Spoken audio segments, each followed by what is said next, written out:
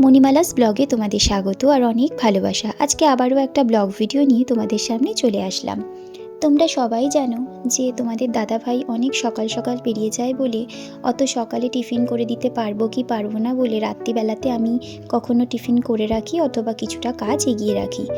তোমাদেরকে যে ভিডিওটা আমি পোস্ট করছি সেটা কিন্তু সোমবার রাতের। পরের দিন মঙ্গলবার তোমাদের দাদাভাই বাইরে কোথাও খায় না, সেই জন্য ওকে টিফিনটা আমি বানিয়ে দিলাম। করেছিলাম হচ্ছে ছোলা আর মটর দিয়ে একটা ঘুগনি, অবশ্যই সেটা কিন্তু নিরামিষ। আর নিরামিষ ঘুগনি হবে সেখানটায় কিন্তু একটা ভাজা মশলা পড়বে না, এটা তো হতেই পারে না। তাই তাওয়ার মধ্যে গোটা জিরে, গোটা ধনে আর দুটো শুকনো লঙ্কা নিয়ে আমি কিন্তু হালকা সেটাকে ভাজা ভাজা করে নিলাম।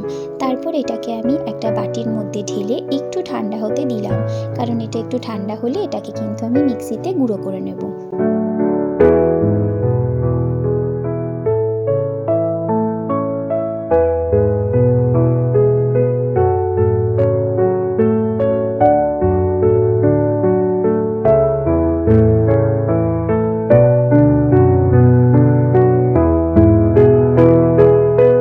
ঘুগনির সঙ্গে প্রথমে ভেবেছিলাম পরোটা দেব, তারপর ভাবলাম না, মাঝে মধ্যেই যেহেতু আমাদের তেলে ভাজাটা খুবই চলে, সেই জন্য আমি আজকে ওকে কিন্তু রুটিই করে দিচ্ছি।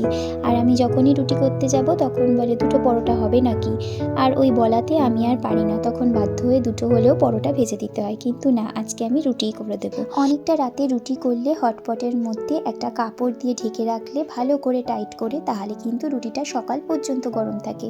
তোমরা যদি কখনো এরকম করো, এই প্রসেসে রেখো, দেখবে সকাল পর্যন্ত রুটিটা কিন্তু খুব নরম থাকে।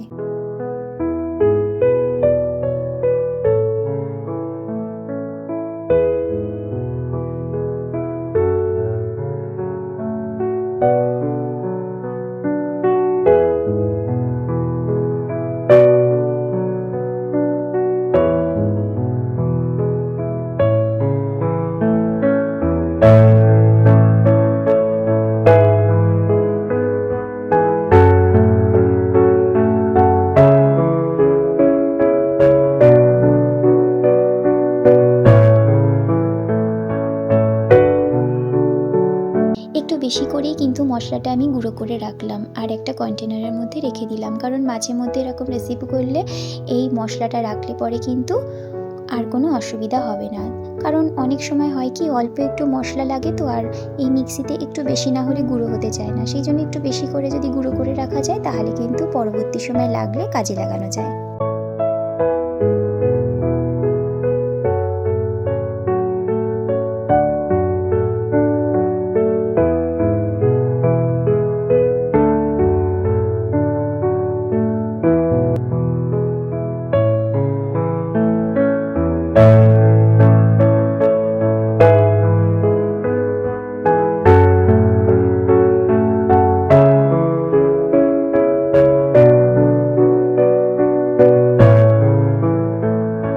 মাঝে একটু আমি বেগুন ভেজে নিয়েছিলাম। এই বেগুন ভাজাটা আমরা রাত্রিবেলায় খাবো বলে, কারণ আমাদের কোনো কিছু ডালের সাথে খাওয়ার মতো ছিল না, তাই মা বললো একটু বেগুন কেটে দিচ্ছি, ভেজে দাও। তো আমি সেই ফাঁকে একটু বেগুনও ভেজে নিলাম।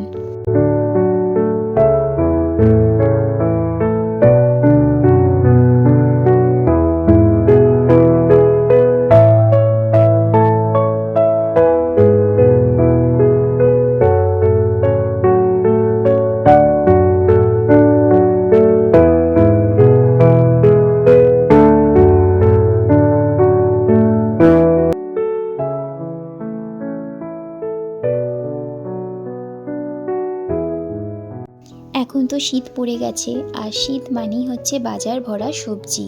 সবুজ শাক সবজিতে কিন্তু ভরা থাকে বাজার, আর কি সুন্দর লাগে দেখতে। আমার কিন্তু খাওয়ার চেয়ে বেশি ভালো লাগে বাজার করতে। আগে টুকটাক করতাম, কিন্তু এখন সময়ের অভাবে যাওয়া হয় না। আর আমি কিন্তু একটু বার্গেনিং করতে পারি, জানো তো। যাই হোক, তো দেখো আমি এখানে কিন্তু কড়াইটাও বসিয়ে দিলাম, আর কড়াইয়ের মধ্যে আমি ফোড়ন দিয়ে দিয়েছিলাম জিরে। তারপর একে একে একটু মশলা দিলাম, নুন, সামান্য জল, তারপর জিরের গুঁড়ো, লঙ্কার গুঁড়ো, সামান্য একটু চিনি দিয়ে ভালো করে মশলাটাকে কষিয়ে নিলাম। এই রেসিপিটা কিন্তু আমি আমার শাশুড়ি মায়ের থেকে শিখেছি, মানে এই প্রসেসে মশলা কষানো। আগে তো আমি প্রথমে যেরকম ছোলা মটর দেয় সেটা দিয়ে তারপর মশলা দিয়ে কষাতে পারতাম বা কষাতামও, কিন্তু ওনাকে দেখেছি নিরামিষ তরকারিগুলো ঠিক এরকমভাবেই করেন। তো আমিও সেখান থেকে এরকমভাবে শিখে গেছি। দেখো রান্না করতে করতে কিন্তু এদিকে আমার গ্যাসটাও ফুরিয়ে গেছে। তো তোমাদের দাদাভাইকে বললাম, সে সিলিন্ডার নিয়ে হাজির হয়ে গেছে।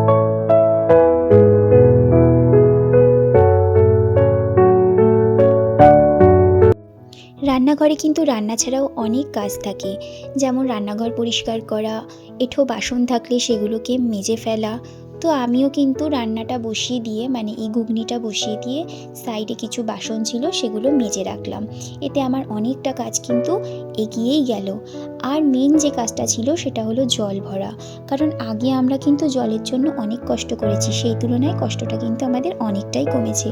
আগে মা, তোমাদের দাদাভাই কিন্তু কষ্ট করে বাইরে বসে জল তুলে সেগুলোকে টেনে টেনে আনতো, খুবই সেটা কষ্ট হতো গো। আর যেতেই হতো, শীত গ্রীষ্ম বর্ষা কোনো ছাড় নেই।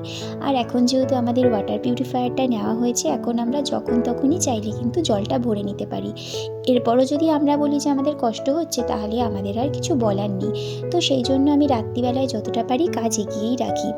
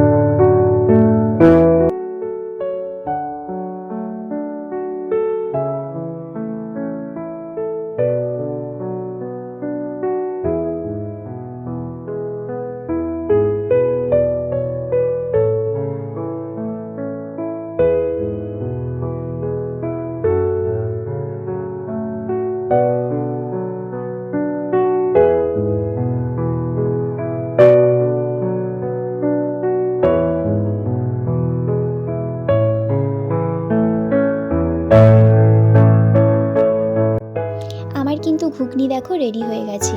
এরপর আমি করে নেব হচ্ছে রুটিটা। এখন কিন্তু অনেকটাই রাত হয়ে গেছে গো। টাইমটা ঠিক আমার এখন মনে নেই, কারণ আমি 2 দিন পরে তো এডিট করছি।